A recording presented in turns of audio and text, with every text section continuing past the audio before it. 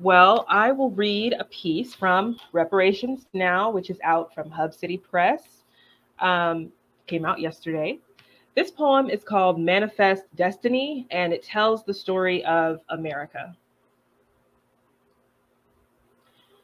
And so he learned that the land could be called a name, so he called it mine.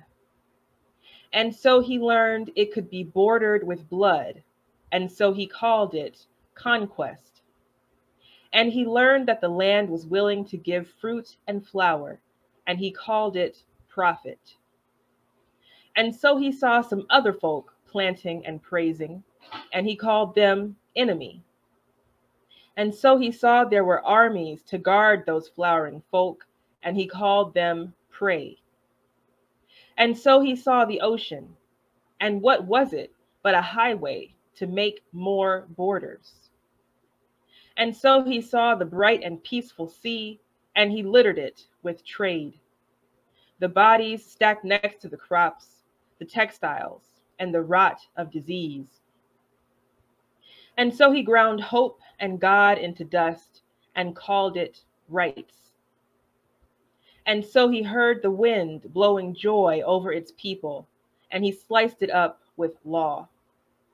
And so he kept slicing for 500 years. And so he built his things around him. And so his coffers never emptied.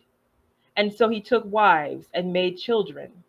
And so he gave them too a price. And so he saw each blade of grass and counted it as currency. And so his blood was transfused with gold. And so he built a wall around himself to keep his many riches in, the walls encased with bone, even his heart, a fortress of muscle and money. Listen now, your past and future generations. Your hoarded hall will spoil where you stand.